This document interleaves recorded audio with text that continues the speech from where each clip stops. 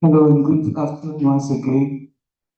You are welcome to today's workshop being organized by the Department of Dietetics in collaboration with the Ghana Academy of Nutrition and Dietetics, GAND, and it's a workshop on nutrition interventions for healing and refeeding. I want to, at this moment, welcome the GAND president to give us a welcome address. So, Mr. President, if you are on, we are waiting. Thank you.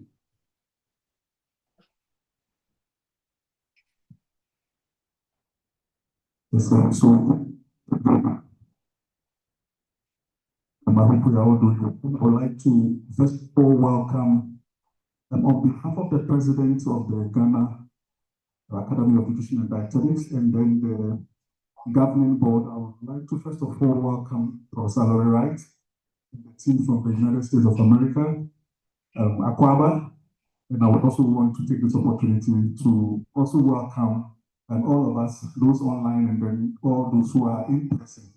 So on behalf of GAN, it is always a pleasure to have the opportunity to collaborate with the University of Ghana. And as we know, as part of our strategic plan, is to collaborate with as many institutions who are either in training, who are either in research, who are either in policy, in driving the GAN agenda. This afternoon, we're here to listen to a very important workshop on nutrition management in wounds. I hope that by the end of the day, we are going to leave here with more knowledge concerning this particular topic. So without much ado, I would want to say that welcome again, Professor Lauri Wright, and it's always a pleasure to have you impart knowledge on us. So thank you very much.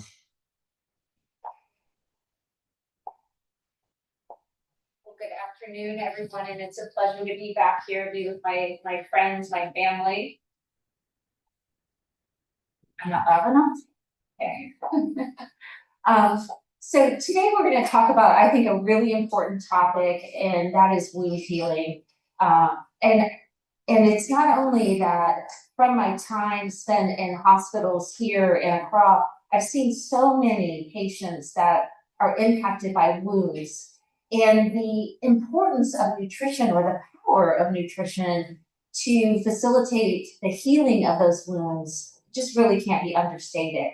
And a dear friend called me one day recently about a patient that wasn't healing well, and we talked through the nutritional management. And I had the pleasure of visiting that patient and seeing how her intervention has really made a difference in him being able to heal and go on with an important surgery for him. So I thought this was a timely topic.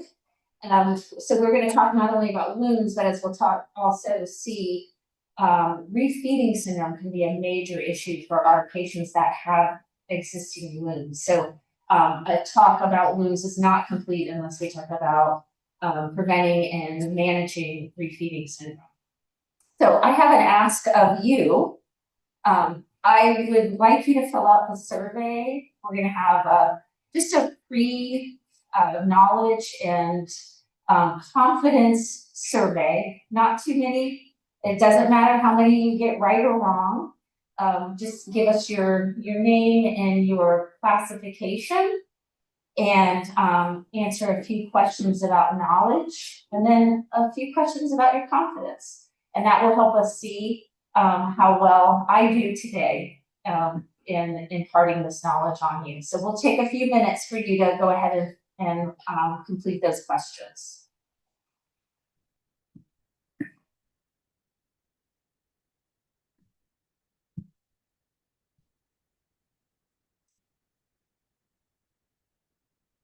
Is it because that's in there?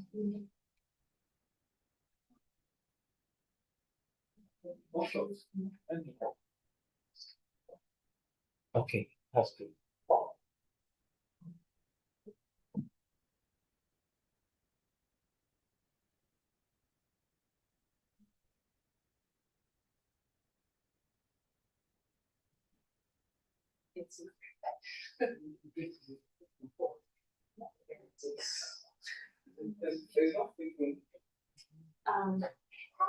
Maybe you said you were in. It was focusing on it, but was it like?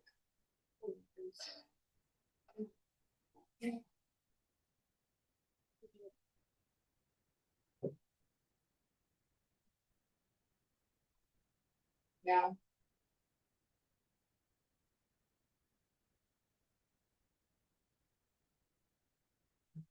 Okay. Okay, well,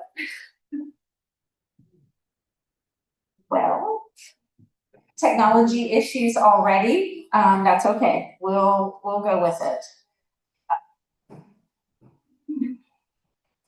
So today, what I really want to talk about is describe kind of the process of wound healing and the requirements of both macro and micronutrients in that healing process. We wanted to identify risk factors and populations who are most at risk for developing wounds, and then utilize nutrient-specific strategies to augment that wound healing. And then, as I said, the topic cannot be complete without touching on refeeding syndrome. So we want to define it and classify it and identify individuals that are at risk for developing refeeding syndrome. And then finally implement safe refeeding protocols. So I hope that you're going to see throughout this talk on wound healing and refeeding syndrome that the dietitians are in a very important role in this, and I hope that by the end that you're going to feel much more confident and be able to take the lead when it comes to wounds and preventing and managing refeeding syndrome. So, looking at wounds worldwide, the prevalence of wounds is about 2.21 per 1,000 in the general global population. And then we look at some of the specific types of wounds, most prevalent being surgical wounds, and these are prevalence in the millions. So surgical wounds, followed by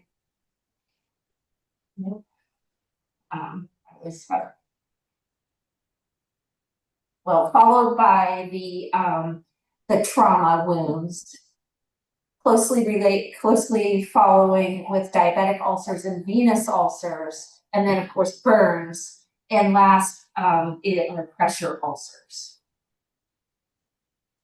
So wounds are typically categorized first by time for healing. So we have chronic wounds and acute wounds. So acute wounds are wounds that have developed within the last 3 months.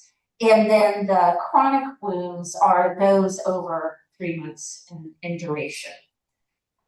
Then we look at the types of wounds, and we've kind of talked about this, the pressure ulcers, diabetic foot ulcers, the venous leg ulcers, surgical, and burns. So the duration and the underlying physiology. Each of these types of wounds has a different classification system. We're going to talk a little bit more in depth about for pressure ulcers. Pressure ulcers are classified into 4 stages. The diabetic foot ulcers are classified as neuropathic, neuroischemic, and ischemic. The venous ulcers are classified as either venous, arterial, or a mixed classification. Surgical are either infected or sorry, I'm really bad at that word.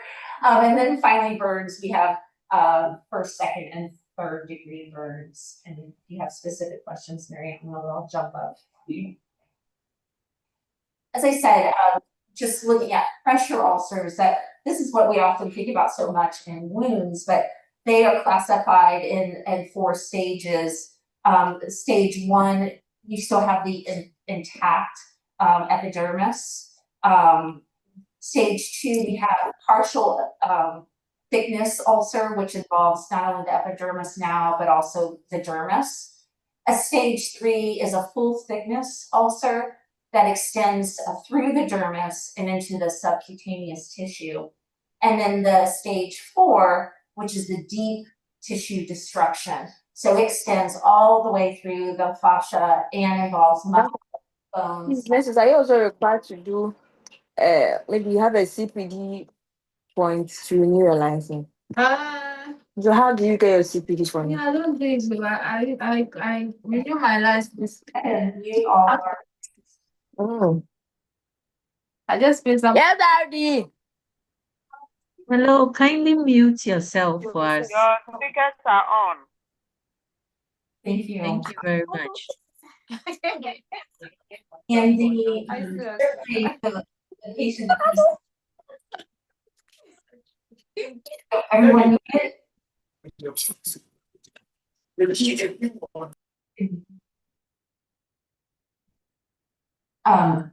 patient that we consulted about at 37 had a stage 4 where certainly the bone was completely exposed. Now, looking at some of the factors that influence the body's ability to repair tissue, we have both extrinsic and intrinsic factors. And understanding some of these factors is really essential for us identifying those barriers to healing and creating targeted nutrition medical interventions. So when we look at the extrinsic factors, we have cold and heat, chemical substances, mechanical factors, you think about someone lying in bed, radiation as an external factor, physical immobilization, and then moisture. So the intrinsic factors, more with, again, the cold and the heat, but medication and malnutrition, metabolic and circulatory disturbances, immunological deficits, disturbances in excretion and secretions, and finally, changes in skin trigger. Again, understanding these can help us really overcome barriers with specific strategies. So who are most at risk for wound development and more healing? When you think about some of those extrinsic and intrinsic factors that can help allude to certainly older adults, because their skin is fragile, they often have decreased mobility, and they can have age-related conditions such as chronic venous insufficiency, which increases not only the risk for developing a wound, but exposed healing. Those individuals that are diabetic, diabetes can impair blood flow and nerve function, making those individuals more susceptible to developing foot ulcers and other wounds, as well as slowing the wound healing. Individuals with poor circulation, maybe with conditions such as peripheral artery disease and obesity applies here, because both of those conditions reduce the blood flow to tissues, making them more vulnerable to wounds, and then hindering healing when they do develop wounds. Of course, those individuals that are immunocompromised, whether it be from HIV/AIDS, whether they're on a immunosuppressant medication for cancer, or something like a corticosteroid that suppresses immunity. All of these can impair the body's ability to fight infection and heal wounds. But what is really one that really is nearest and dearest to our hearts is malnutrition. We know that malnutrition impairs the abilities to produce the necessary proteins and nutrients that are required for wound healing. So it leads to a delay, certainly. Okay.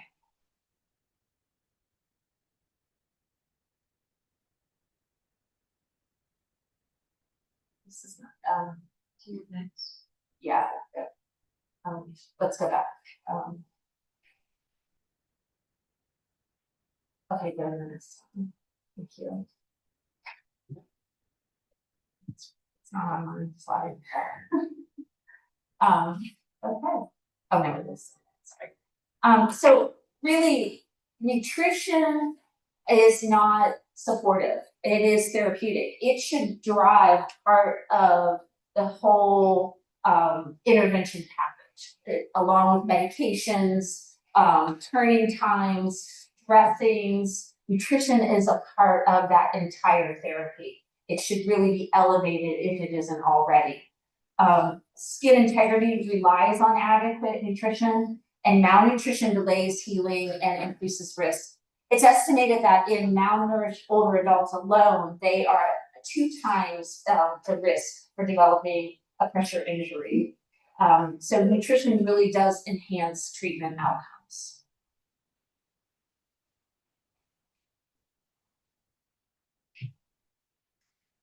So let's talk for a moment about all the various nutrients.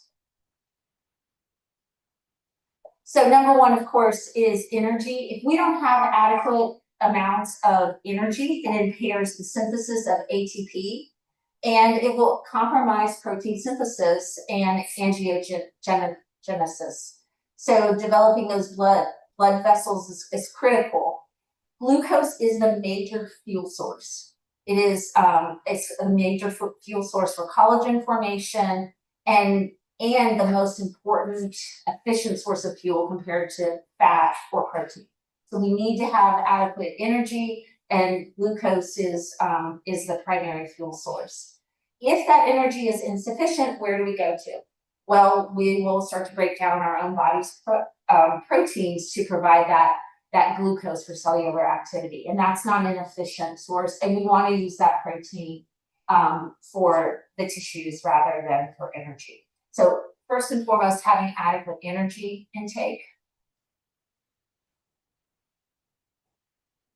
Proteins, of course, come up next, and we all know that there are 20 amino acids and 9 that are considered essential. But we do, based on certain conditions like a trauma or stress injuries, we have 2 additional amino acids that are considered conditional amino acids, so essential acids. So we need more of them to perform the necessary building of proteins. We know that protein is important in repair of body tissues. And it's interesting, I mean, I think it underscores the importance of protein, and that protein turnover accounts for about 10 to 25% of the resting energy expenditure alone. And that muscles account for about 25 to 35% of that protein turnover. So after energy, the entire turnover rate, synthesis, breakdown, and oxidation are increased. So it becomes even more critically important. So when we see protein requirements almost double for these wounds, you can understand why. Not only is it the protein and the amino acids themselves, but we also are seeing more and more importance in amino acid metabolites that have a role in protein synthesis. So beta hydroxy beta methylbutyrate, that was pretty good, right? Or HMB is a metabolite of leucine, and it activates several signaling pathways that are important for protein translation, and it also helps decrease the loss of protein.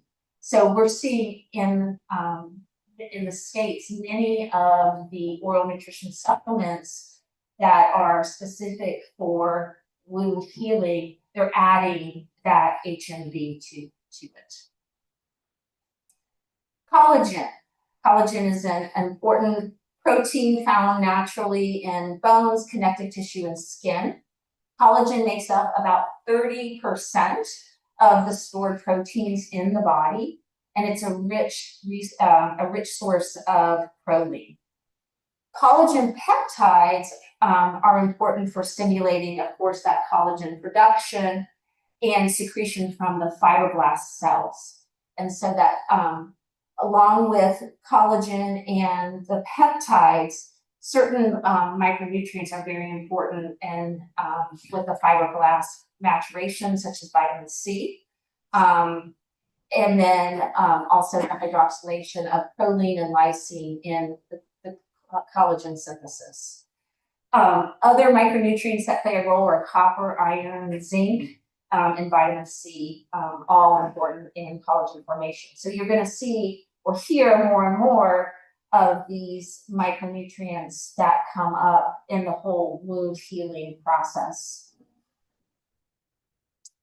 Arginine is the first of the 2 amino acids that become conditionally essential in times of stress, trauma, and wounds.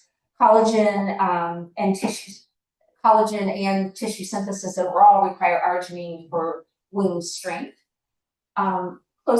Nitric oxide is a product of arginine metabolism, and it's a powerful vasodilator that promotes, again, angiogenesis. Nitric oxide is beneficial for the entire wound environment by creating more of an, acting as more of an active antibacterial, inhibiting platelet aggregation, and then it also performs as an immune response mediator and transmitter. So arginine and then a product of arginine metabolism, nitric oxide, are really critical during this wound healing process. The second conditionally essential amino acid is glutamine. Glutamine serves as a fuel source for cells with rapid turnover, and those include cells like the endocytes, epithelial cells, fibroblasts, macrophages, and lymphocytes. All of those that are important in the various stages of wound healing. Glutamine serves as a source of fuel in both the inflammatory and proliferative phases of wound healing. It's essential for gluconeogenesis. It decreases, it increases, the demand increases during illness in for the liver, kidney, and GI tract cells. And glutamine also is protective against inflammatory injury and may decrease infectious complications. So we see a lot of use of glutamine, and there's a lot of good research that shows the importance of glutamine in wound healing. Arginine, the work is continuing, but glutamine has been studied extensively. So we've kind of talked about several of these in the different processes, and we'll hit them again because they're so important. But you know, when you say wound, people think protein. They don't go back to our basic micronutrients and their importance. And so in order for us to be successful, it can't just be protein alone, it just can't be energy alone. We have to think about the increased demands placed on many of these vitamins and minerals during wound healing. So vitamin C, we talked about the essential for collagen formation, improving iron absorption, generation of new blood cells, and serving as an antioxidant. Vitamin E, haven't said as much about that, but increases the inflammatory response in wounds and stimulates collagen formation. Vitamin E, important for immune function. It helps control tissue damage from oxidative distress or stress as an antioxidant. Zinc. Zinc is important in collagen synthesis, tissue growth, and it's important for immune function. And deficiencies are known to impair wound healing. And then finally, iron, which provides oxygen to the site of the wounds, carried by the hemoglobin. Deficiencies impair collagen formation. So really critical vitamins and minerals to this wound healing process. So now that we've got that foundation of the nutrients, I'd like to move on to some specific types of, or go back to some specific types of wound and kind of talk about some of the latest information on nutrition in these particular wounds. Beginning with pressure ulcers. We talked about staging pressure ulcers, but I just wanted to kind of review the phases of wound healing, as it relates to those various phase levels of wounds. But the different phases of wound healing have very different nutrient needs. So when we look at, for example, with the macrophage development in proliferative stage, macrophage function, it's really important that we have vitamin D, omega-3 fatty acids, arginine and glutamine, zinc, C, and protein. So just in that one phase, to help those macrophages be functional, we have to have that power pack of nutrients. As we can see, with the fibroblasts in the inflammatory phase, the fibroblasts drive collagen production, extracellular matrix formation, and wound remodeling. Those fibroblasts during the inflammatory phase depend on a well-balanced supply of C, proline, arginine, zinc, and glutamine. So a little different mix of nutrients, but again, some changes from the inflammatory phase to the proliferatory phase. So within pressure ulcers, there's been a lot of different recommendations depending on country or organization. In 2019, we did have this international guideline that came out that really underpins today's nutrition forward focus. So, and one of the big areas that we have, again, different organizations across the globe, over 160 plus global experts that contributed. And I think what's really important is that we have global guidelines, first of all, but second of all, that nutrition is really at the heart of most of their recommendations. So one of the first, they talk about screening at-risk individuals, and those that are considered, that are found to be at risk, do a full nutrition assessment, and then creating individualized plans. And we know that the nutrition care process is not supposed to be a one-size-fits-all. We're supposed to really look at that individual, the resources, the environment, and individualize that plan. But with wound healing, I think it's even more critical that we're individualizing that plan based on the type of wound, the stage of the wound, what phase are they in the wound healing, so that we're sure that we're providing that nutritional foundation to optimize healing. The guidelines also provide some target intake levels for wounds, 30 to 35 calories per kilogram per day.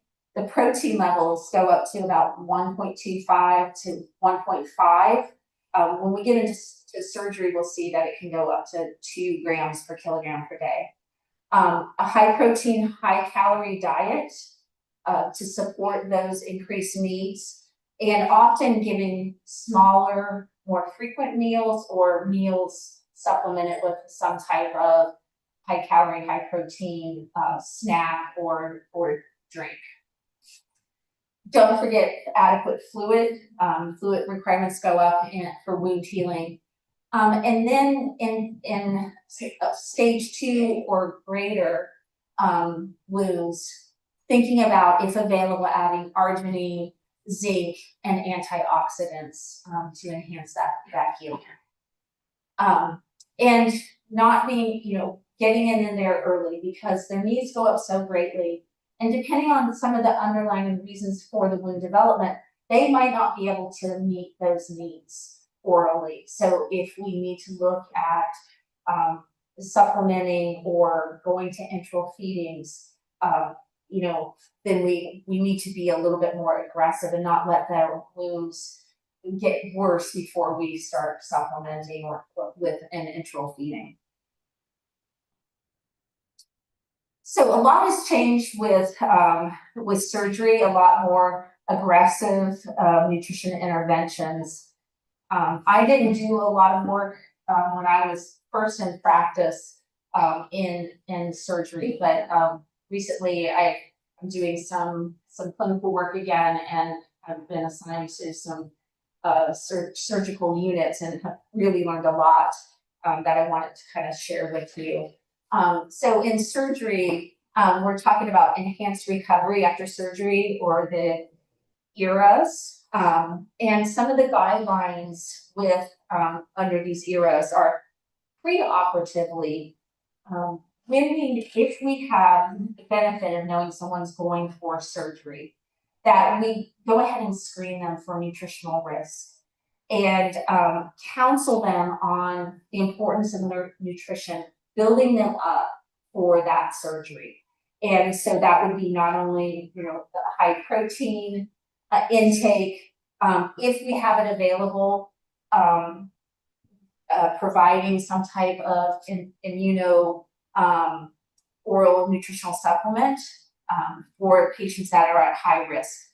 These contain some of the arginine, omega-3s, and nucleotides, if they're available. For everyone, we really want to promote the increased protein, and then for those that are at high risk, think about even if we could get some vitamin mineral supplements with like the vitamin C, antioxidants to help build them up and prepare them for that surgery. Right before surgery, many surgeons now are doing carbohydrate loading. You think about carbohydrate loading in athletes, but because of this stressful event through surgery, going ahead and doing carbohydrate loading 2 hours before the surgery. And then right after the surgery's done, I don't know how many of you remember the days when people were in keto like 48 hours. They're really recommending that we minimize that fasting after surgery. So what is recommended is if we can start a liquid diet if possible within the first 24 hours post-op, and then advance is tolerated to a solid diet. Providing oral nutrition supplements with that additional calorie and protein needs for those that are at risk for malnutrition, or those that you anticipate are going to have difficulty with swallowing. And then monitoring and adjusting your plan. Things change, and so you can, if they have an infection, if they start, they break a fever, they have an infection, that's going to drive their calorie needs up even more. So, and drive down their appetite. So we really have to monitor them and reassess frequently.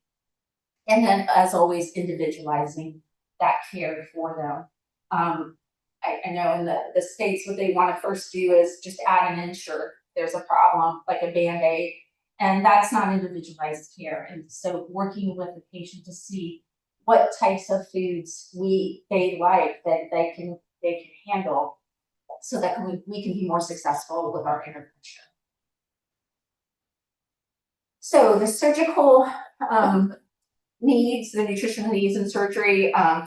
So with the energy needs, we use the Mifflin St. George, and then use a factor of about 1.2 to 1.5 as a stress factor. For protein needs, as I said, with surgery, major surgeries, it can go up to 2 grams per kilogram, so 1.5 to 2 grams per kilogram, and the fluid needs of at least 30 milliliters per kilogram. So those are the latest guidelines for surgery. Wanted to touch on diabetic foot ulcers. I know becoming more and more of an issue here in Ghana. So about 34% of people with type 1 or type 2 diabetes develop a foot ulcer sometime in their life. And about 20% of people with diabetic foot ulcers actually have to be hospitalized. Those individuals with diabetes that are at more risk for developing these type of wounds are those that also have peripheral vascular disease. They develop that, Those with neuropathy, they can't feel that thing in their shoe, then they aren't going to correct it and can develop those wounds. If they have poor glycemic control, you just can't heal if your blood sugars are elevated. Of course, those that are malnourished, those that smoke, and those with diabetic nephropathy. So some of malnutrition is really highly associated with not only developing the diabetic foot ulcers, but in having poor outcomes. And sometimes, especially with our type 2 diabetics that are perhaps a little bit maybe overweight, that might be a stereotype only in the US, but there's weight bias that exists in the medical community. And so sometimes they'll see a patient that's overweight and not think that they have increased nutrient needs. They want to restrict them instead of, meeting those protein needs for them.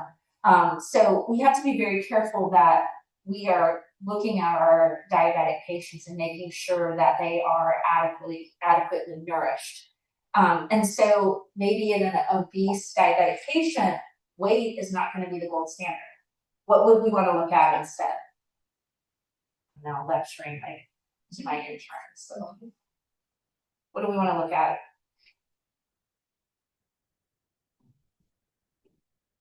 Weight doesn't tell the whole story.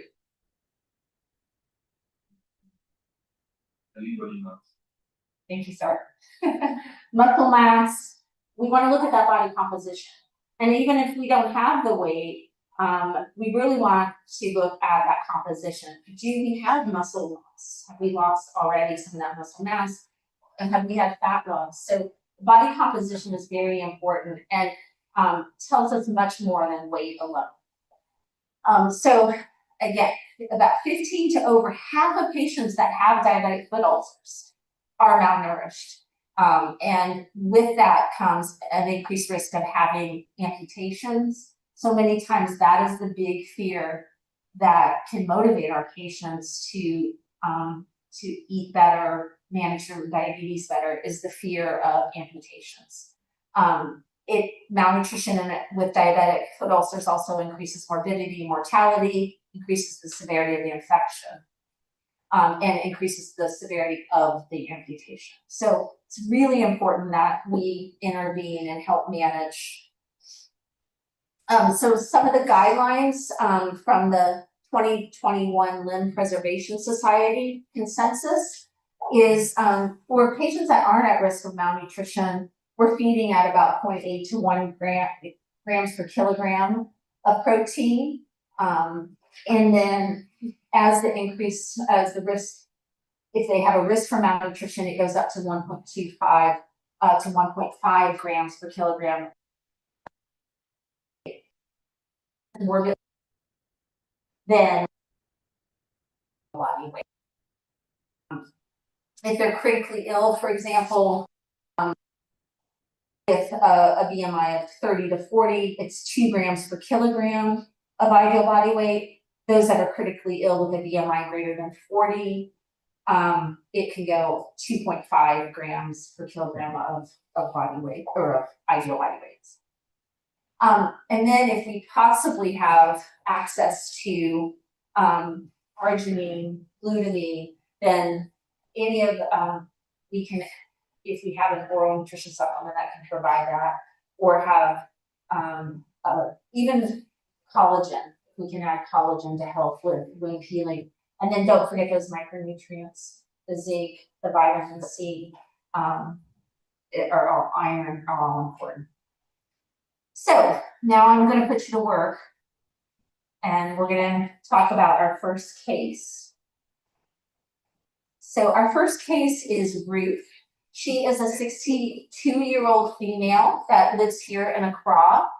Her chief complaint is a stage 3 pressure ulcer on her sacrum. A little bit about Ruth. About 5 months ago, she had an ischemic stroke, and she was treated and sent home and she's been at home, fully recovering, but because of the severity of the stroke, she has been bedbound, and her daughter helps her with her ADLs. Her comorbidities are high blood pressure and the type 2 diabetes. From a diet standpoint, she did develop dysphagia from the stroke. So the family softens or purees the stews and banku. But even with that, her intake is poor. The daughter estimates that she only consumes about 30 to 50% of the meals she's provided. And as I said, she lives at home with her husband, is bedbound, and her daughter helps, is a great support in providing care. So you do your physical exam, and you can see that she has temporal and orbital losses, so fat and muscle. On the clavicle and scapula, she has visible prominence, indicating muscle loss. We know that from she has a stage 3 pressure ulcer, which is full thickness. And then the weight history is really unknown, but just by some information, she seems to have lost at least 5% of her weight over the last 5 months since her stroke. And then from a clinical standpoint, we know she has dysphagia.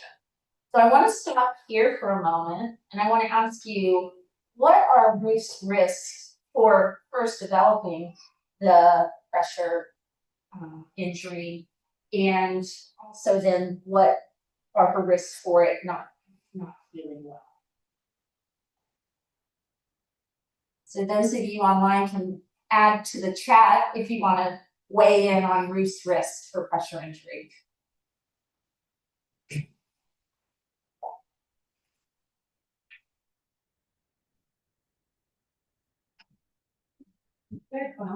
Bedbound.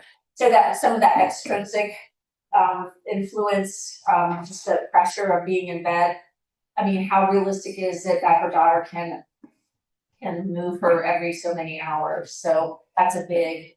And if there is any incontinence going on, we didn't pick up that from the history, but if there is, that can certainly worsen it. For oral intake, that's right. So 30 to 50%. And then we worry about, or we want to ask the daughter, how she, how is she altering the texture?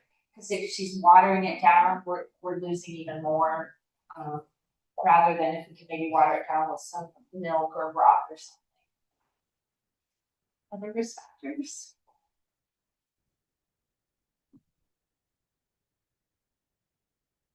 The struggle of chronic illnesses is also a risk factor. Yeah, and she has multiple chronic illnesses, right, that are risk factors. She has diabetes, some type of coronary inadequacies, so that can definitely impact that blood flow and such. Yep. So her age, she's an older person, so. Yeah, I like the way you put that. So with age, some of that skin fragility. Yeah, so you all did a great job. Talked about bedbound, the poor oral intake, her chronic illnesses, the age, and then just the dysphagia affecting her ability to take in adequate amount of food. So you guys are rock stars. So now, what would be your nutrition prescription? What would be the energy, protein, fluids that you might recommend for her? We have a little cow here for protein, energy, fluids, and then the micronutrients. What might you supplement? And then I want you to educate the interns about, and me about, what are some of what micronutrients or other nutrients that we've talked about so far from the literature would we have available here? How can we tailor a prescription?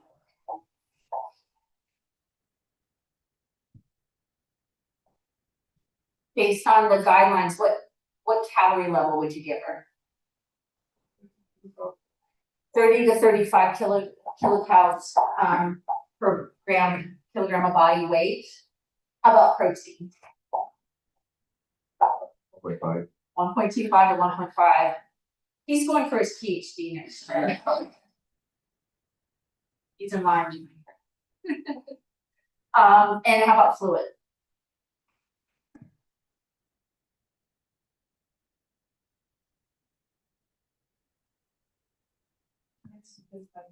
Thirty mils per 30 milliliters per kilogram, or you can do one mil per calorie, especially because the calorie level needs are up, so you can match that.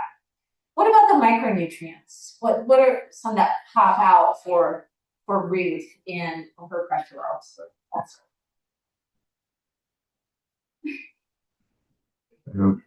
Vitamin C, Vitamin vitamin A, zinc. Vitamin A, zinc, Copper. omega-3s, copper, yeah. What about iron? So we could even do a multivitamin with and mineral with copper, iron, and selenium. Have you seen the any of the oral supplements on the market yet with arginine or glutamine? Yes.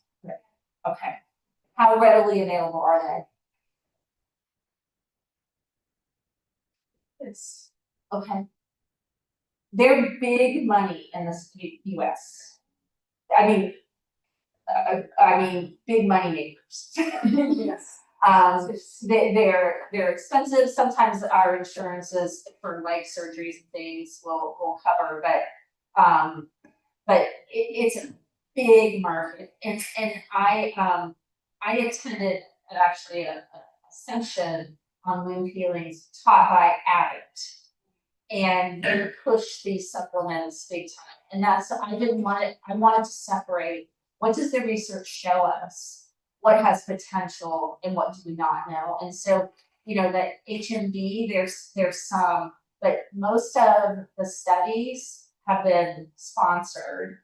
And so, we see enhanced wound healing with higher proteins, higher protein intake. And then some of the studies show with like the arginine and glutamine, even higher wound healing, but we have to work within our environment. So I think, if possible, I mean, we can do the protein and we can do it creatively. We can add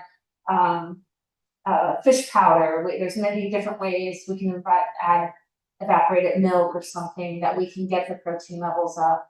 We can get access to a multivitamin and mineral that has the vitamin C, and if we have to do zinc separately, sometimes that has to be done separately.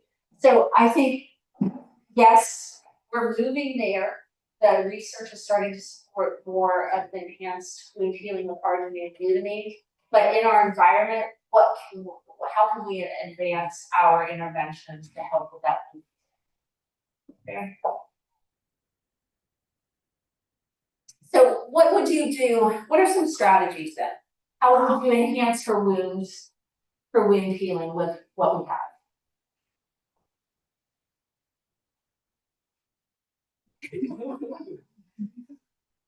She doesn't know the food well enough yet, Sandy.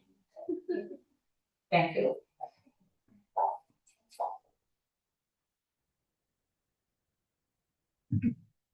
I'm thinking small frequent meals since she doesn't eat that much. Yeah, I mean, we have to watch out. Sometimes with dysphagia, they get worn out from eating, so they might tolerate that small frequent meals a little bit better. Rebecca, I want you to go back to our class that we did on dysphagia. How could we modify her diet for foods that keep the calories and protein in. Remember? I taught dysphagia for students and I didn't do a very good job.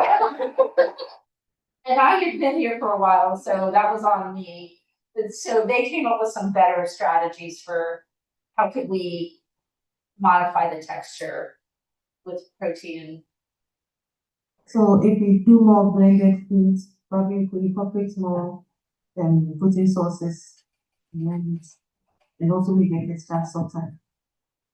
Yeah. That was feeling. Adding maybe like eggs or again the fish powders. If we can do fortified cereals, even the groundnut paste, that would help thicken things up and really give some extra calories. So how about mashed avocados? You know, what a great source of fat and good calories. What else besides, what are some other ways you might make things more nutrient dense?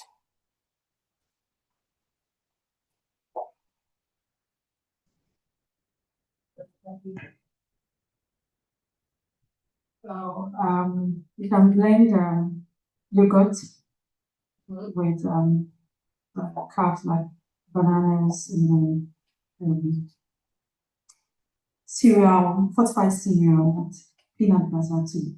Sometimes we use oat, we blend it with eggs and then yogurt as well. Those are great suggestions. And you can almost make your own like oral nutrition supplement, like a smoothie or something. Okay, okay.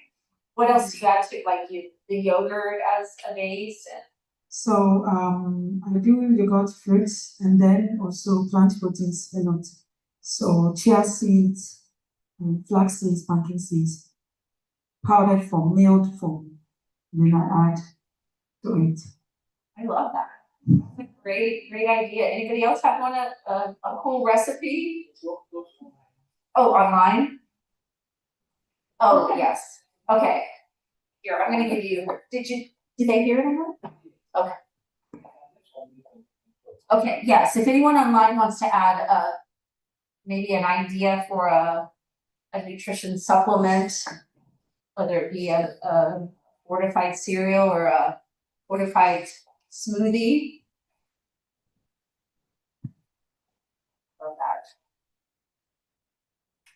You need to go to business. Well, those are some great ideas, and that I think that's what I always talk about, that there's the science of dietetics, but there's the art. How do we translate into practical feeding strategies that honor the culture and what's available and what the patient or family can afford or manage. So great ideas. So I want to go on to refeeding syndrome, and this is a space that I've seen a lot in hospitals in the U.S. Is nobody really seems to own refeeding syndrome, and I really think that as dietitians, we have the understanding we can really prevent. And if it develops, manage refeeding syndrome. And as we're going to see, so many of the patients that have wounds have an increased risk of developing wounds. So what is refeeding syndrome? Refeeding syndrome occurs when nutrition is restarted after starvation, and it leads to dangerous metabolic shifts. Particularly common in malnourished patients, and it's often the hallmark is a drop in phosphorus, but I will argue that it can be any of the electrolytes that we can experience a drop in. What am I holding? So classic signs and symptoms of respiratory or refeeding syndrome are some of the neurological changes, cardiac, hypotension, where we have pulmonary issues, all related to changes in the electrolytes, phosphorus, potassium, and sodium, magnesium. So they are, you can see respiratory failure, renal failure, cardiac arrest. These are very, very serious, life-threatening conditions. I always like to tell the story. Refeeding syndrome was first identified after World War II, and that's when they were refeeding soldiers that had been in internment camps. They were severely malnourished, and then they just started feeding them. And and then they were trying to heal them, and they were killing them because they were overfeeding them, and it had those changes in the electrolytes. So how common is refeeding syndrome? These are two studies, one in adults and one in children. And so in the first study, they defined refeeding syndrome as a patient that experiences hypophosphatemia within 72 hours of starting eating.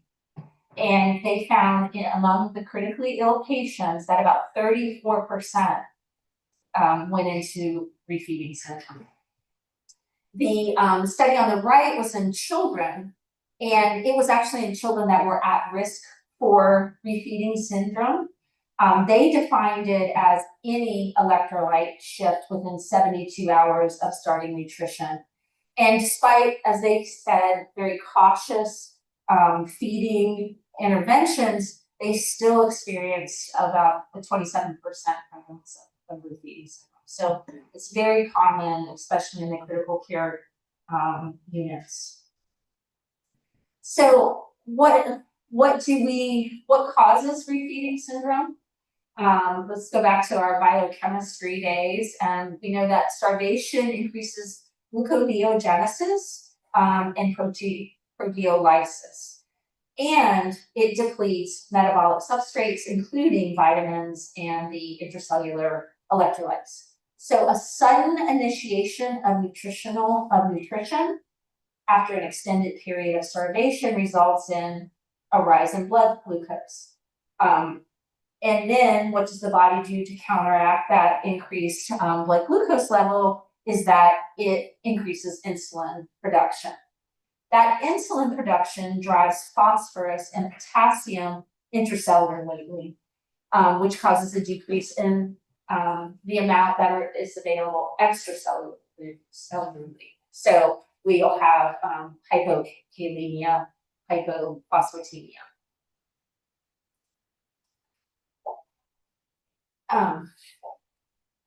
So when we look at more of the physiology, looking specifically at the electrolytes and vitamins, potassium, as we said, increased insulin following that rising glucose level drives the potassium intracellularly.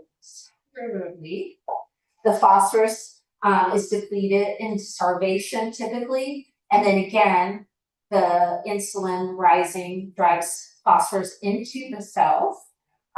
Magnesium, we don't understand the pathophysiology quite as well, but it may exacerbate other electrolyte deficiencies, such as the hypokalemia. Now, thiamine, not an electrolyte, but thiamine metabolizes glucose and converts lactate to pyruvate. So nutritional replenishment can, as we're feeding and increasing that conversion of lactate to pyruvate, then we're going to need more thiamine. So thiamine starts to play a critical role in supplementing thiamine to prevent that drop in thiamine. So the 2020 Aspen guidelines really are kind of a key clinical tool. I actually have it in my little pocket guide. So they define refeeding syndrome as any drop in electrolytes within 5 days of feeding. And something that's important to point out is that it doesn't have to be phosphorus. It can be either phosphorus, potassium, or magnesium. And you don't have to have a low phosphorus level. It doesn't have to be by your lab guidelines. It doesn't necessarily have to be hypophosphatemia. It is a 10% drop. So they may have been normal and they're low normal, but if it's a 10% drop, that is refeeding syndrome. So a 10 to 20% drop in one of the 3 electrolytes is considered mild refeeding syndrome. A 20 to 30% drop is moderate, and a 30% drop, or if you start seeing organ dysfunction, like with the heart or the lungs, then that's considered severe refeeding syndrome. So, dietitian role, preventing refeeding. We have patients that come in and we should know who is at most risk so that we can do the recommended appropriate refeeding protocols. So those at risk are individuals that are chronic alcohol or drug users, those with HIV/AIDS, eating disorders, individuals that have had like any trouble with swallowing, failure to thrive, food insecurity or homelessness, women that have had hyperemesis gravidarum or severe vomiting, major stressors of surgery without nutrition for prolonged periods of time. See those holding feedings after surgery for 48, 72 hours actually sets our patients up for refeeding syndrome. Those with malabsorptive states like Crohn's disease or short bowel syndrome, pancreatic insufficiency, individuals with cancer, their post-bariatric surgery, post-operative patients that have had complications, usually that delay interventions, protein malnutrition, prolonged fastings. So malnourished patients or those that haven't been fed for some time period, whether it be from surgery or trauma, those are who we're really thinking about. So there used to be a lot of different guidelines on refeeding for those that are at risk. In 2019, Aspen came out with their guidelines and really kind of looked at everyone's guidelines. They looked at the literature and they came up with the following guidelines for individuals that are at risk for refeeding syndrome. We have it broken into adult patients and guidelines for pediatric patients. So for someone that's at moderate risk for refeeding, we want to, the individuals that are at risk. From a nutrition standpoint, it's someone that is a low BMI or has lost like 5%, they're at risk they're at moderate risk if they have 2 of these. So poor intake and a low body weight, or if they weren't eating well before, they had some type of issue before with eating, if they had loss of muscle or fat. So what does that look like? Kind of looks like the Aspen A&D malnutrition guidelines as moderate versus severe. So it's if there's 2 of these, low body weight or weight loss, low calorie intake, muscle or fat loss, there's 2 of those, they're at moderate risk. If they're at someone that has 1 of these, a BMI less than 16, a severe weight loss, like 7.5% weight loss in 3 months or greater than 10% in 6 months. If they have severe muscle or fat loss, severe, I would think very severe, maybe even going chronically down into the leg muscle loss. So 1 of those is severe risk. So that helps us know which of our patients are at most risk for refeeding beyond just a diagnosis. And then for the pediatric population, mild risk is 3 in this category. So a Z-score from 1 to almost 2, or a weight loss less than 75% of norm for their expected growth pattern. If they have a loss of any changes in their electrolytes, loss of subcutaneous fat or muscle. So 3 of these would be put them at mild risk. Moderate risk, 2 of these, which is like a Z-score of 2 to almost 3, less than 50% of expected growth. 5 to 7 days of intake less than 75%. So 2 of those, and then severe, just 1. But if you have a Z-score less than 3, they're automatically going to be very high, significant risk for refeeding syndrome. Like just the ones that are admitted to PML. So now the refeeding guidelines for adults, from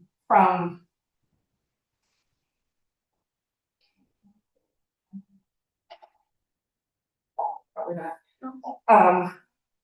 So our we want to initiate, and we'll get everybody the slides afterwards for you. But we're going to initiate 10 to 20 calories per kilogram for the first 24 hours, and then advance to about a third of the goal every 1 to 2 days. With the electrolytes, we want to correct any electrolytes before feeding if we can, and then we want to monitor them if possible every 12 hours with the initiation of feeding for the first 3 days. Thiamine repletion. Research has shown if we provide 100 milligrams before the initiation of feeding and continue that for 5 to 7 days, that will decrease the risk of refeeding syndrome.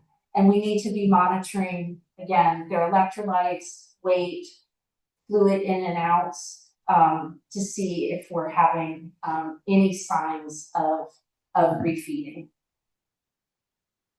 With the pediatric population, it's gonna be the same thing. So we're gonna initiate nutrition at a max of 40 to 50% of their recommended needs. If we're doing dextrose, we don't want to do, we want to do about 4 to 6 milligrams per kilogram per minute, and advance by 1 to 2 milligrams per kilogram per minute to reach a max. The max is 14 to 18 milligrams per kilogram per minute. Same way with electrolytes, we want to correct if we have any abnormal electrolytes before we feed, and then we want to monitor the electrolytes if possible every 12 hours for the first 3 days. Repleting thiamine before we start feeding at 2 milligrams per kilogram, or a max of 100 to 200 milligrams again per day, and continue the thiamine supplementation for 5 to 7 days. And then multiple, monitoring not only the electrolytes, I's and O's, but respiration, to look for any signs of potential refeeding.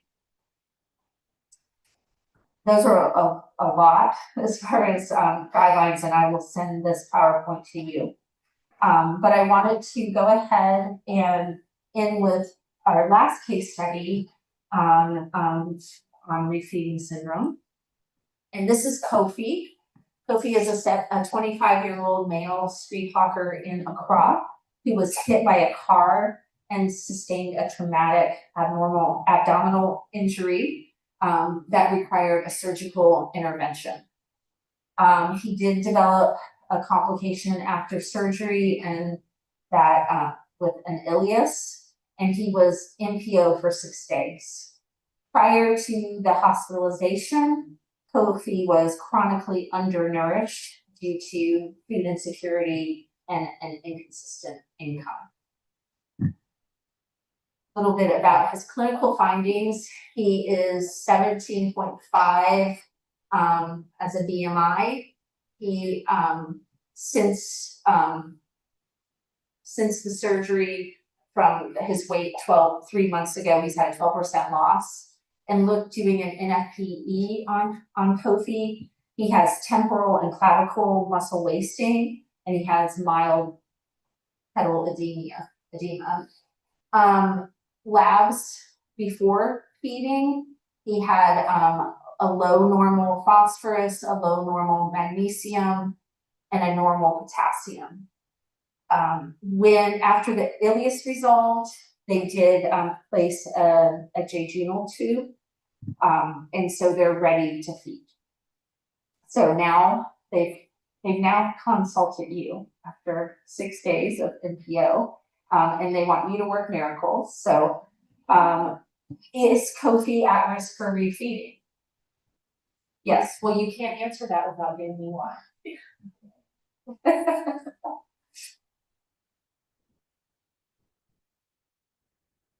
You answered, Miriam.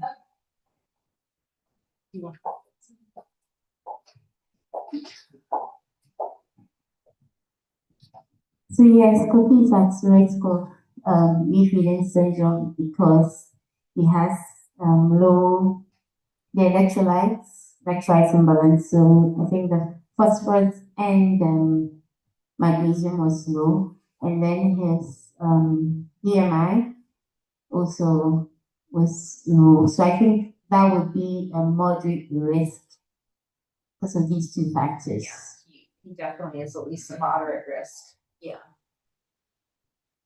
Thank you. So then we have, so we start Kofi on a J2 feeding, and his phosphorus dropped 20% in the first 12 hours. So we now can classify him as malnourished or refeeding syndrome. I'm sorry, now the dietitian is consulted. It is even worse when I made this up. Okay, so now that the dietitian has stepped in, we stop feeding, they're waiting for your recommendations. What type of, what would you start them on? It's probably hard for you to remember what the guidelines were.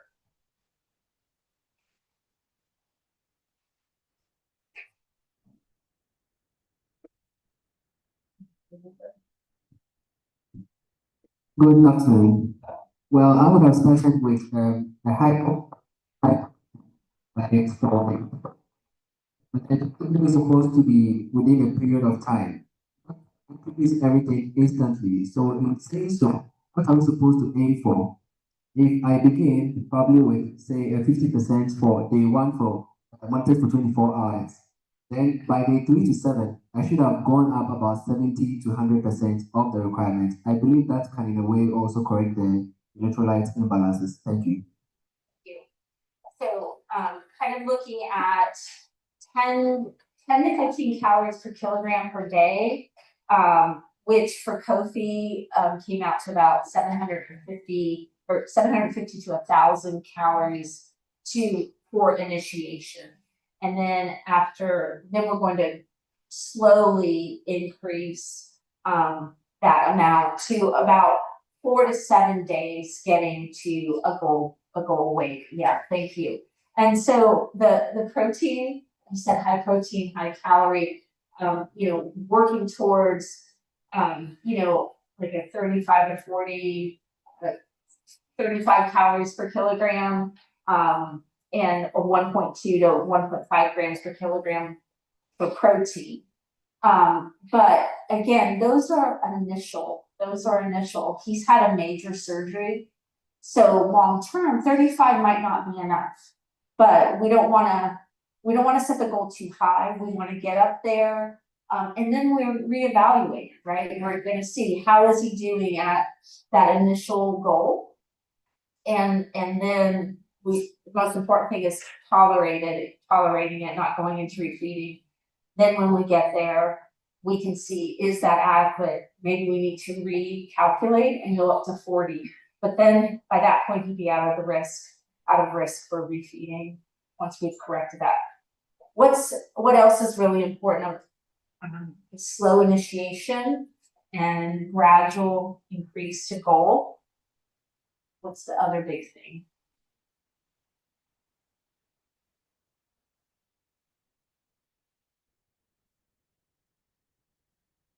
Think alcoholic.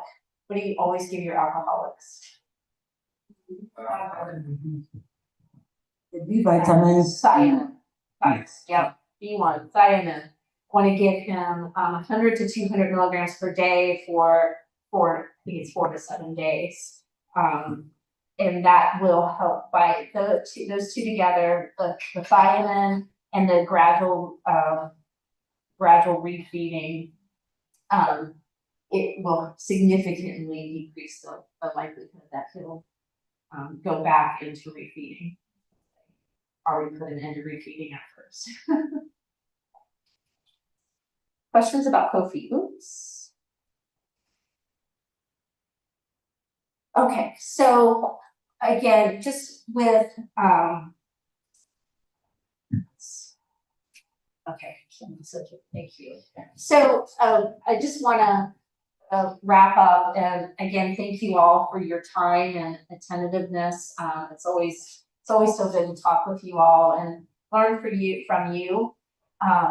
Nutrition, I'm going to say once again, is not just supportive, it's therapeutic. And it's the dietitian that needs to be driving these nutrition interventions. We have the knowledge, we know the power, and we can translate the science so that we can help improve wounds that have developed. Optimal nutrition in someone at risk can help prevent a wound from even occurring. And with refeeding, we can recognize and help prevent it from even developing. So with refeeding syndrome, we want to start low and go slow. I like that. Start low and go slow, and then add thiamine. Wound healing requires more than just calories. It requires more than just protein. We are evolving in our knowledge, and we need to try to deliver that in strategies that work for the patient and for the environment. And care is collaborative. We need to work together with our team. We need to be an active member on that team so that they hear us and listen to our recommendations. So our upgraded, as I tried to bring the latest and greatest, some of the upgraded to prevent nutrition,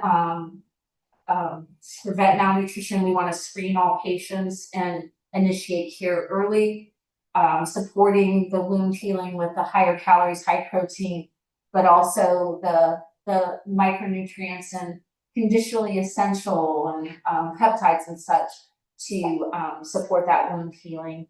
Managing refeeding syndrome, go low, go slow, and add thiamine, the micronutrients for repair, and always individualizing, monitoring, and reevaluating. So we're continuing to provide the best care for that patient in the moment. You guys are the experts, and your voice needs to be heard.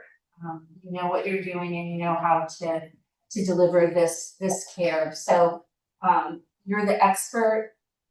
Be at the table with the team, educate our patients, our families, and advocate for them too. And I always encourage, when you're intervening, when you start to see, that's one thing that we're doing at the hospital that I'm looking at now is that we are starting to document the refeeding cases that we have caught and intervened so that the data will show the dietitian knows what they're doing, and we should have a protocol for those individuals that are at risk for refeeding, and we should follow this protocol, with the first part of the protocol being the dietitian needs to lead that intervention. So with that, I'll open it up to questions. Yes, sir.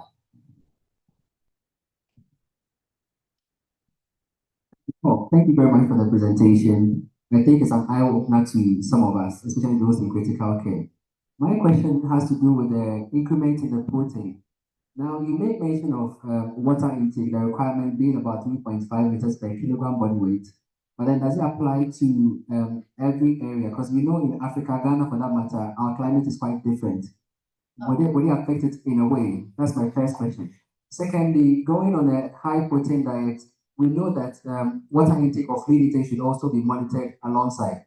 The higher the amount of protein from literature, we know that you have to also adjust your fluid to meet up with that. Is there a range you can work within? Thank you. So that's good. We have general, which kind of goes against the individualized care. I understand. That's why I think I like the 1 calorie or the 1 milliliter per calorie, because if we're going up in calories, we're going up in protein, then the fluid would go up as well. So I think that's a little bit more individualized. I also have seen 35 milliliters per kilogram. I think you need to, it is much more complicated, and I won't say that I'm the fluid expert. You know, that's, I think, what's really important is being on part of the team, so that you're discussing what else is going on. Are they having losses through ileostomy, or, you know, or are there some, you know, worries about congestive heart failure, or, so we really have to talk with the team. But I do think that if we do the 1 mil per calorie and thinking about a higher calorie, higher protein, you're going to get that higher amount of fluid. Usually that's going to be a bit higher than the 30 calories or 30 milliliters per kilogram.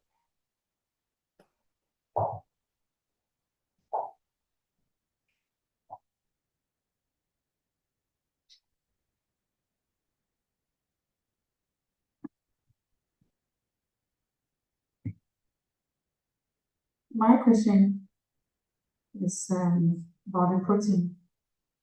In the case of burns, sometimes when you have a case that TDSA is quite high, you are tempted to go a bit higher than the normal 2 grams. Yeah. 2.5. There's a whole different formula that I didn't present with protein and with calories. So it's the name of it. I can't remember now, but there is a whole separate that's based on the percent surface area and the degree. So I didn't even touch on that, Elizabeth, and I can get those for you from Mariama. You know, but that is a whole separate calculation. So not even all part. Thank you.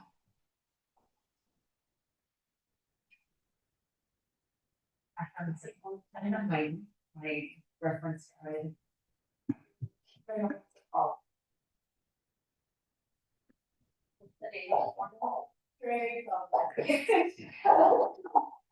So for the calorie calculation, we use a query formula, and then for the protein, it's a range, same range for adults between 1.2 to 2. So the range you choose will depend on the severity of the burn, so the percentage strength, so the higher you go. And literature shows that you can even go for adults as high as 4, depending per your discretion. The higher the percentage, about 40% TDSA, you can even go as high as that. If they have the XG dates. Right. We had a patient with a TDSA of 53%, and I had to go above 2.5 to 3. So I asked myself, what are you doing? I'm sure what you are doing, but at the end of the day, we won. and the patient has been discharged. So I wanted to be sure that what I'm doing is correct. And then monitoring like kidney function and everything. That's what you call the lifeline, all your colleagues.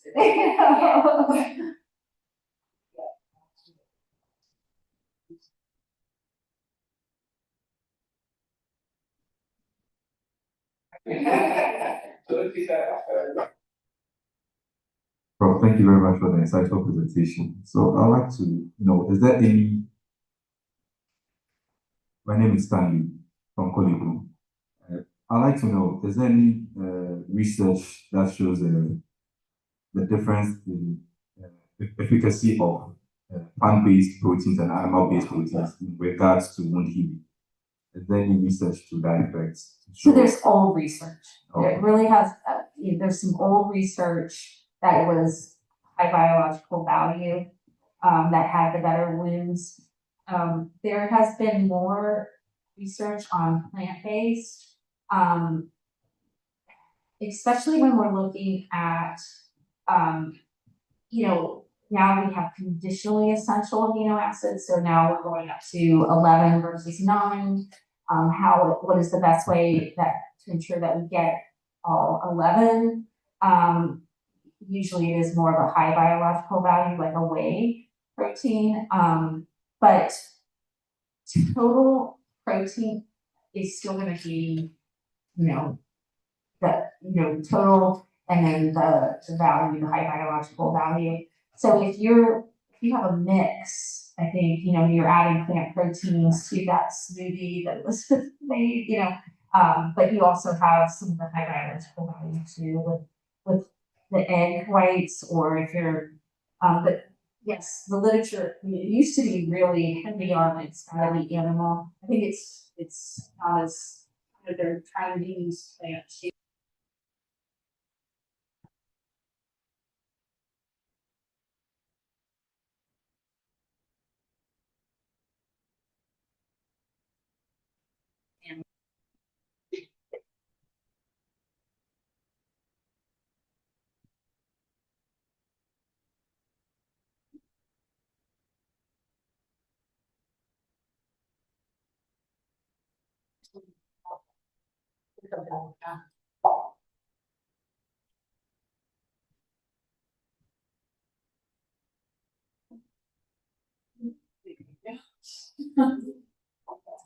I don't want any hard butter.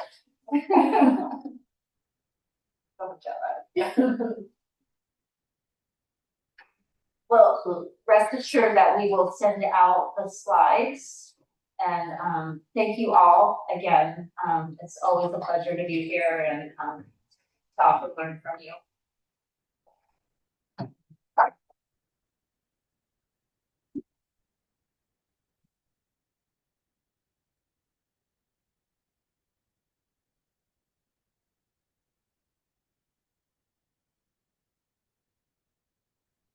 All right, so we have our co-moderator, Tel is online. Tel, please take over.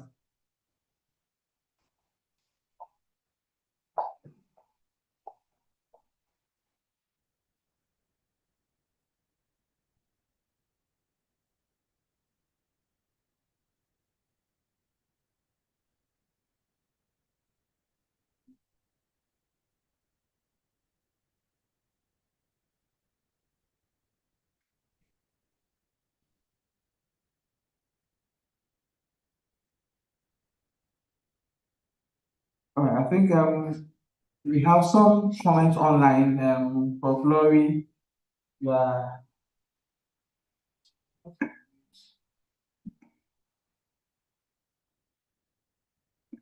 All right, Prof. Hello. Yes. Hello, good afternoon. And a very big thank you to everyone for staying on, and also especially to the organizers and then Prof. Lauri for taking time to take us through all this very insightful presentation. I think this should have come earlier, but we still want to do this. I want to tell you a little bit about Prof, before we go ahead with the Q&A session, if we still have some more questions to ask. So kindly give me a few minutes to... Hello, please, can you hear me? Yes, I joined. Okay, so Professor Lauri Wright works as a clinical dietitian at the Tampa VA Hospital for more than 15 years now. She's specializing in infectious disease. She began and directed a dietetic internship at Bayvine VA Hospital after completing her doctorate degree. Dr. Wright directed the Masters in Dietetic Internship program at the University of North Florida and later developed and directed the Doctorate of Clinical Nutrition program. Dr. Wright is the founding director of the UNF Center for Nutrition and Food Security, where she developed and directed the Meals on Wings, a food recovery meal delivery program for underserved older adults. Dr. Wright joined the faculty of University of South Florida, where she developed the MPH and dietetic internship program. Her research focuses on food insecurity and its health impact, as well as global malnutrition. She has worked extensively with malnutrition and the nutrition transition in India, Africa, and Central America. Dr. Wright was the 2023 to 2024 president of the Academy of Nutrition and Dietetics. Thank you so much, Prof. Lauri, for all the insights you have given us this afternoon. So colleagues, please, if you have any questions, kindly unmute yourself and you can go ahead. The attendance form for this CPD has also been shared in the chat box. Kindly fill it before you drop off. Thank you.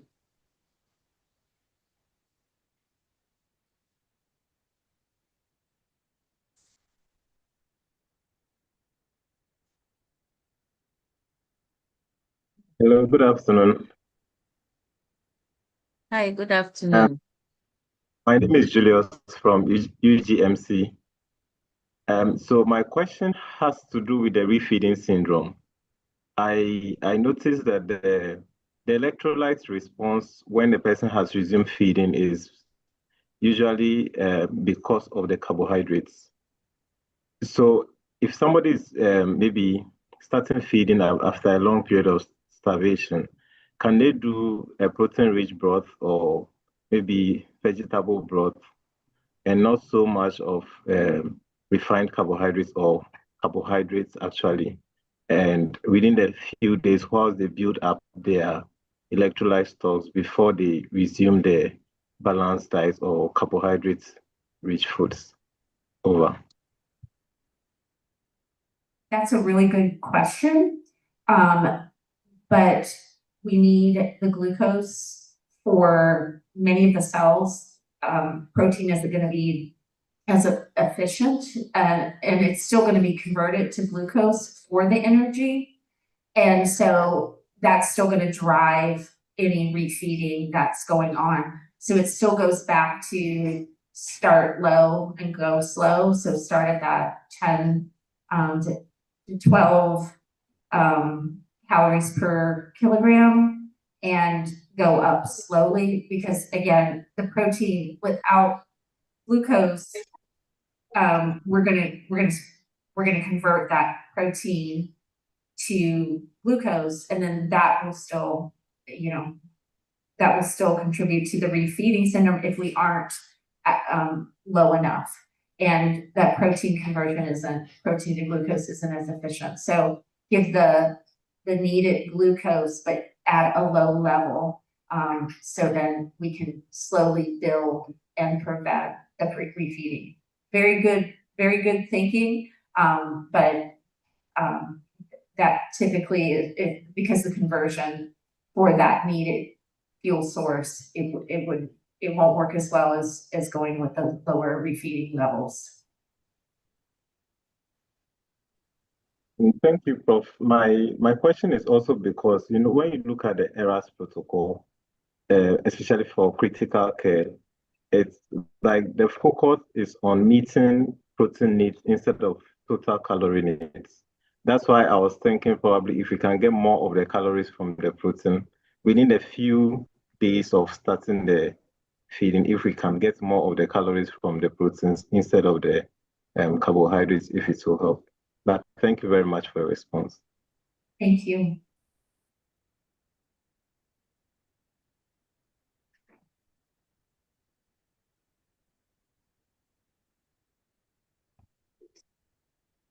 So we got a couple of feedbacks from the chat box I would like to read out.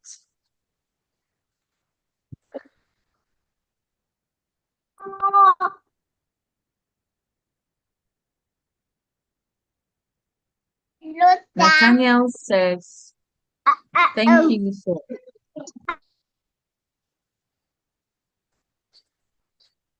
Nathaniel says that thank you for such a wonderful lectures. Please, will the presentation be made available? Yeah, so it will be on our YouTube channel. You can access it from the YouTube channel. And Alice says, thanks, Prof. Lauri, for the insightful presentation. Laura also says, thank you, Prof. Lauri. Please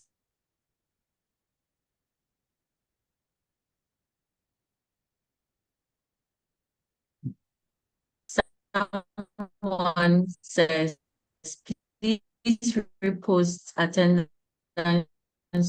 sheet. We've done that. So kindly check the chat box. We've reposted.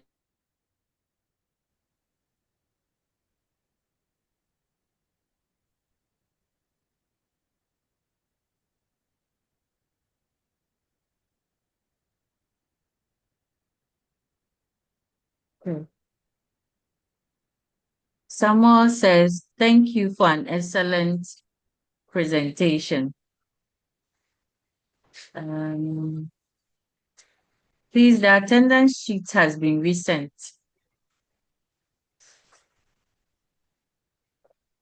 Great presentation, Prof, says Daniel.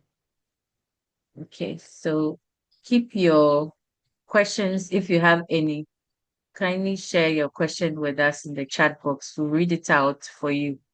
If you are able to unmute yourself too, you can kindly unmute and ask your question. Prof is here to help us understand or answer any questions that you may have. Thank you.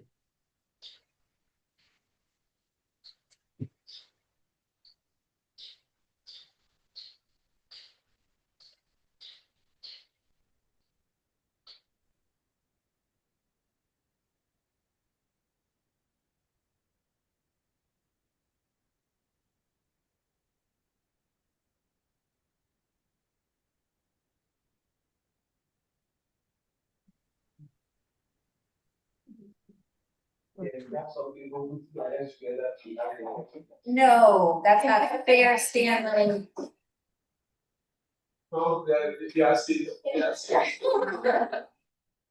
Stanley's always up to no good.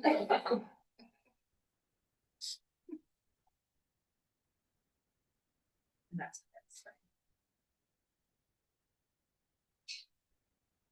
So there's a question here. Hello, Prof. Yes, you made again. It was on the comment in such cases what to opt for, because we know one positives and negatives when it comes to their use. A little brief.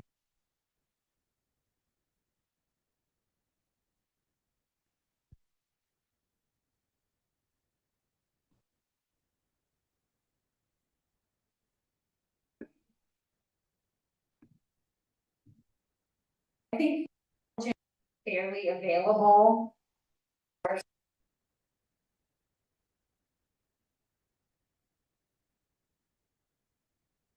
So, and it does, we typically see, because it makes up such a large part of the body's proteins.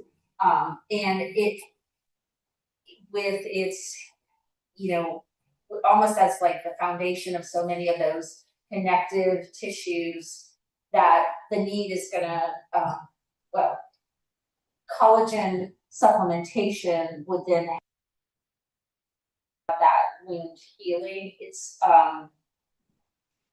as far as, I'm trying to think what, you said glutamine and collagen, or what? Okay, so arginine specific in collagen formation. So, so arginine is not only important in overall tissue development, but also collagen formation as well. And so it, the needs, because of the stress or trauma, the injury, will go up significantly to support, arginine will go up significantly to support that development of overall tissues and collagen. And again, collagen is, some 30% of the body's protein. So to support that collagen, formation, as we're healing, that we're going to increase those collagen matrices, formations, and so we're going to need more of that arginine to support that, as well as total protein and, but arginine becomes that something that we took almost for granted as a non-essential, but because the needs are so great to support that healing, that regeneration, it becomes essentially, it becomes conditionally essential. I don't think I answered you, but you did. Thank you.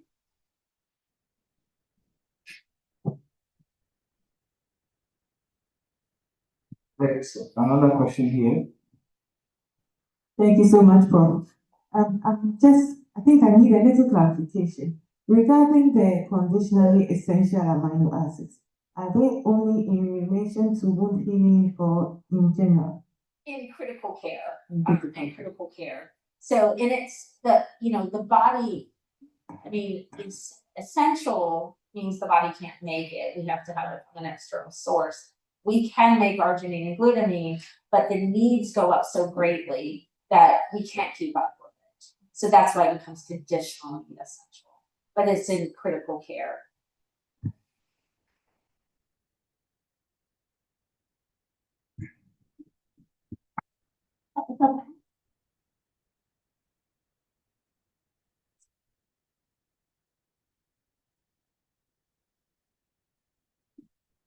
Any other questions?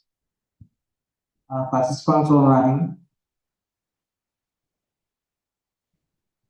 All right, then I think, Prof, we've done justice to the topic. Everybody is excited and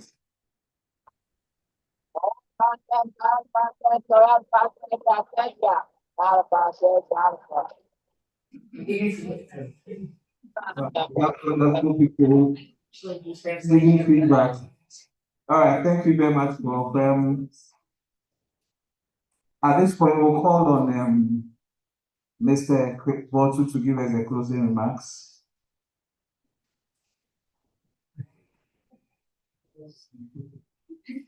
All right, thank you very much to the facilitator and her team. You are most welcome. Yes. Is it okay? All right, thank you very much for your time and dedication. Sometimes I wonder the passion with which you do the work, we are so grateful, and some of us are inspired by the great works that they are picking after you. And also to the people who accompanied you, we say you are most welcome. We thank you for your audience here. And to the head of departments, all protocols of them, we'd like to say a big thank you to all invited dietitians, people from faculty, from the clinical setting. We say a very big thank you to you. This is just an eye-opener. We are looking to more of the explanation, especially when you ask me personally, I'll say it's in the area of the arginine, glutamine, and the rest, the essential and non-essential amino acids. would like to have more of that in future. So I'm just proposing on behalf of GANG. We haven't given the permission though, but I'm saying for them in advance, we'd like to understand it more. And thank you very much for the audience. So you and I can say we've really benefited a lot. This and I, especially in refeeding syndrome. And we say we thank you so much for your time. And you're always welcome to Colombo Teaching Hospital to the University of Ghana.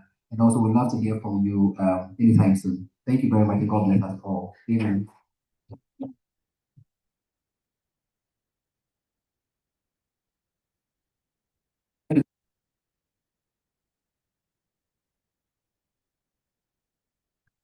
All right, thank you all for coming. Online participants, we are grateful. We had about 150 people joining online, and that's great. Thank you all for joining. Have a wonderful evening. Bye.